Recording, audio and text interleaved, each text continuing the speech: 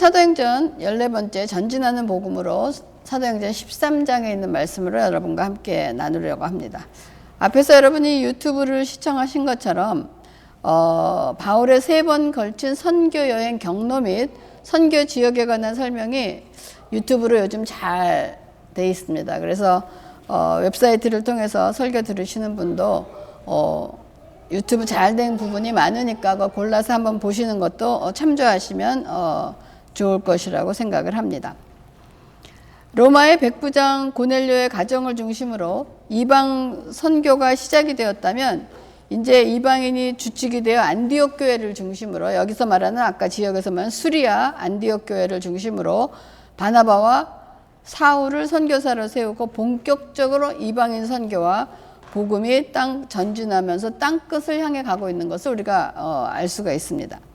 그래서 오늘 사도행전 13장 1절에 안디옥 교회에 선지자들과 교사들이 있으니 곧 바나바와 니게르라 하는 시므온과 구레네 사람 루기오와 분봉왕 헤롯의 젖동생 마나엔과 및 사울이라 라고 얘기하고 있습니다.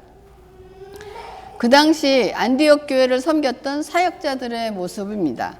바나바는 우리가 잘 알고 있는 구브로 출신의 레위인으로 많은 사람들을 위로로 이끌고 다소에 머물고 있었던 사울을 안디옥으로 불러낸 사람입니다. 그리고 니게르라 하는 시므온이라는데, 니게르라는 것은 검다는 의미입니다. 검은 피부색을 가진 시므온. 그래서 마가복음에 보면 마침 알렉산더와 루포의 아버지인 구레네 사람 시몬이 시골로부터 와서 지나가는데 그들이 그를 억지로 같이 가게 하여 예수의 십자가를 지우고 라는 표현이 있는 것처럼 여기에 나오는 시므온과 지금 니게르라 하는 그 시므온이 같은 사람이라고 주장하는 학자들도 있습니다. 나중에 사도 바울이 알렉산더와 루포의 어머니, 즉 구레네 시몬의 아내를 자신의 어머니라고 부를 정도의 관계가 형성되어 있는 것을 본다면 니게르 시몬이 예수님의 십자가를 진 그 시므온과 같은 사람일 가능성도 매우 높다고 볼 수 있지만 뭐 확실한 것은 아닙니다. 그리고 구레네 사람 루기오, 구레네 역시 북아프리카 구레네 사람이고 분봉왕 헤롯의 젖동생 마나엔이라고 되어 있는데, 이 분봉왕이라는 것은 뭐냐면은 지역을 분할해서 다스린다는 거예요. 그 당시 이제 헤롯의 왕의 동생이 3명이 있었는데 그 3명을 땅을 나누어서 다스릴 수 있도록 그 지역을 분할하는 해서 다스리는데, 여기에 분봉왕 헤롯은 세례 요한을 죽이고 예수님의 재판에도 관여한 사람으로, 마나엔이 그의 젖동생이었다라는 것은 함께 자라난 사람으로 어릴 적 친구의 의미가 있고, 혹은 왕궁에서 왕자와 함께 자라난 아이들로 주어진 타이틀이거나 헤롯의 최측근인 것을 우리가 의미합니다. 그래서 마나엔은 왕과 함께 궁중에 살았던 대단히 지체가 높은 가정 출신임을 말해주는 것입니다. 그리고 마지막으로 우리가 잘 아는 누구냐? 사울입니다. 안디옥 교회 사역자들의 이름을 보면 여러분 참으로 다양한 계층의 사람들로 구성되어 있는 것을 알 수가 있습니다.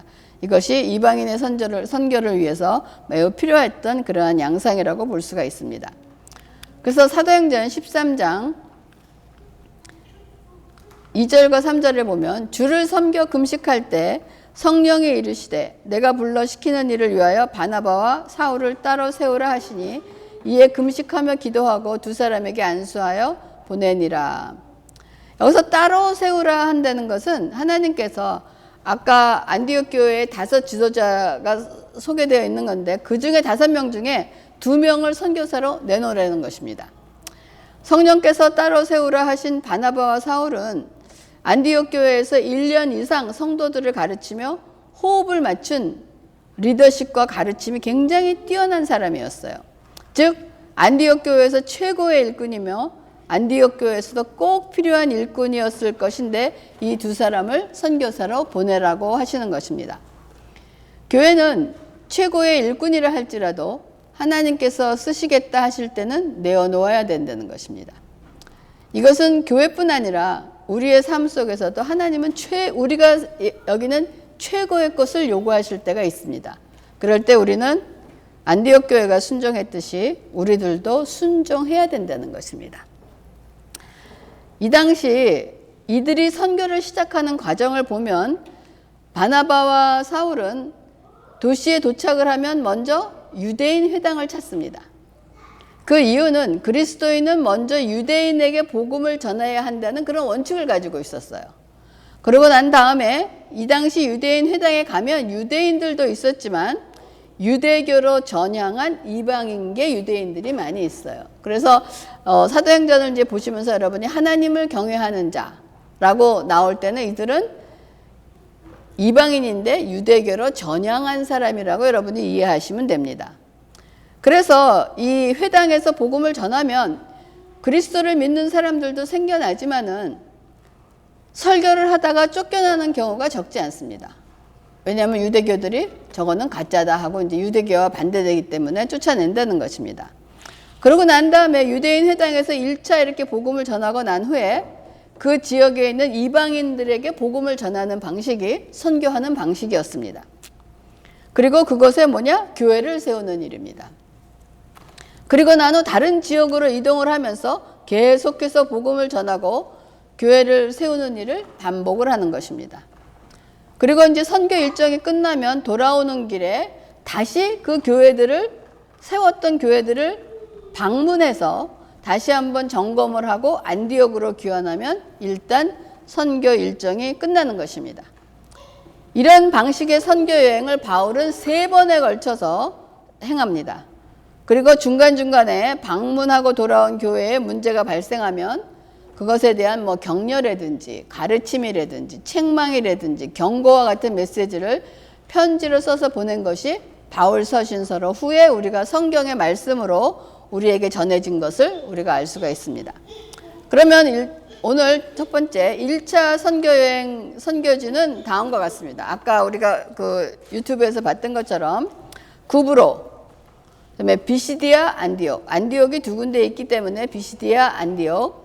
그다음에 이고니온, 루스더라, 더베 지역으로 이제 선교 여행을 떠나는데 바울이 전한 메시지 내용은 어디를 가든지 거의 같은 내용을 선포했다고 볼 수가 있습니다.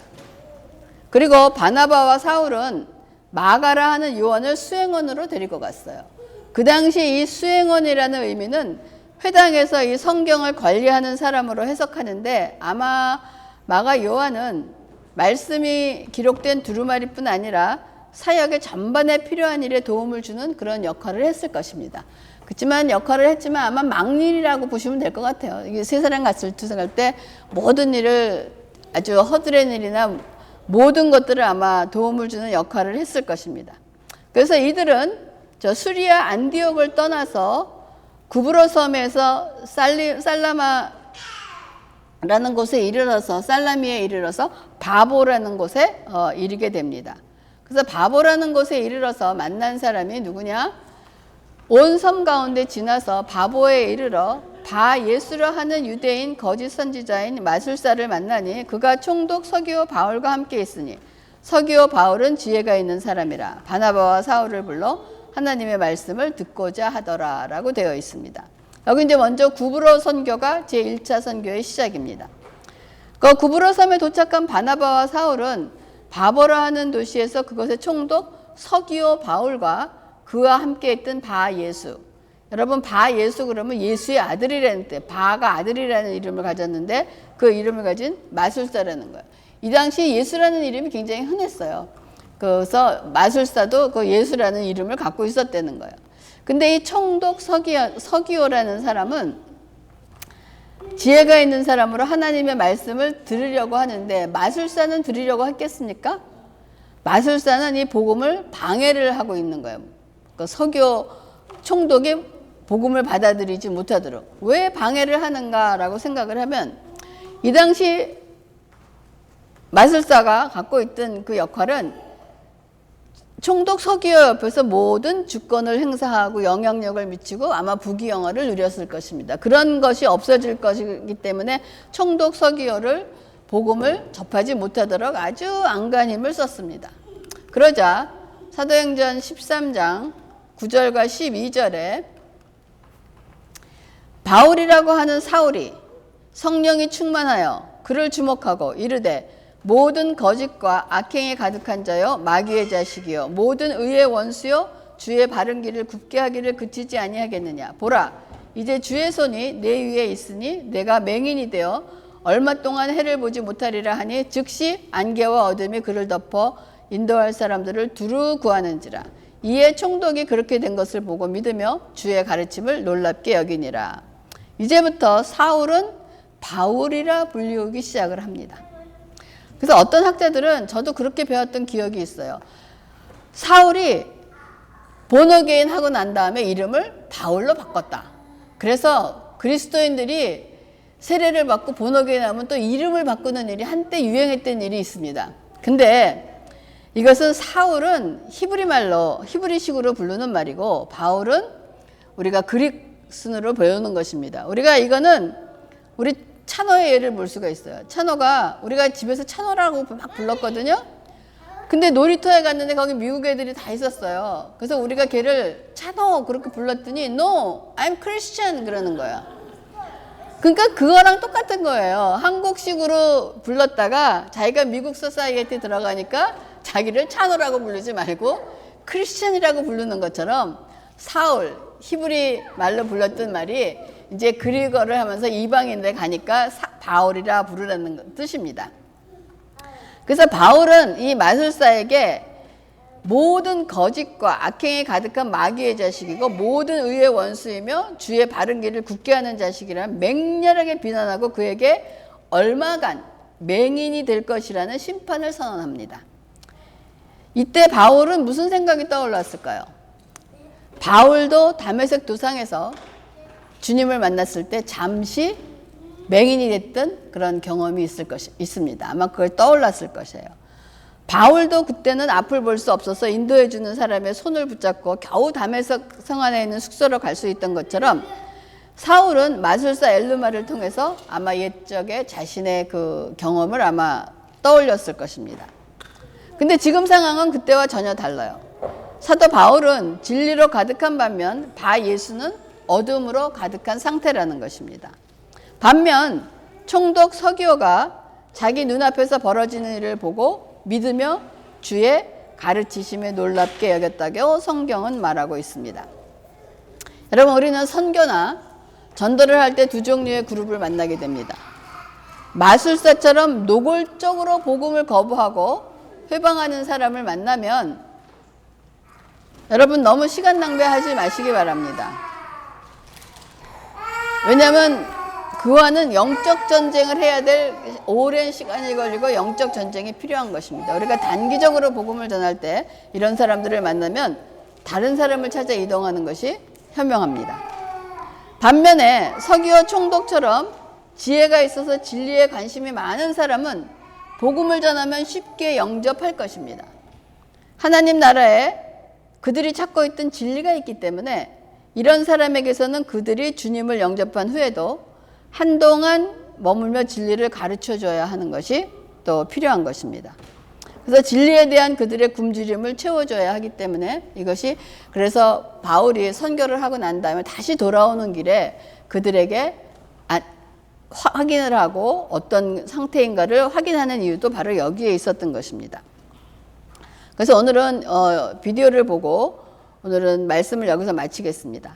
이제 다음 시간부터는 바나바와 바울의 1차 선교를 계속으로 이제 구브로 사역을 마치고 다음 목적지로 향한 곳이 어디냐? 비시디아 안디옥 교회입니다. 그래서 이거를 통해서 앞으로 바울의 그 선교 여행을 통해서 복음이 어떻게 땅 끝까지 전해지는가를 우리가 공부하면서 하나님의 역사를 다시 한번 새겨보고 우리가 이것이 우리에게는 축복이 되는 이 시간이 될 수 있도록 또 기도하겠습니다.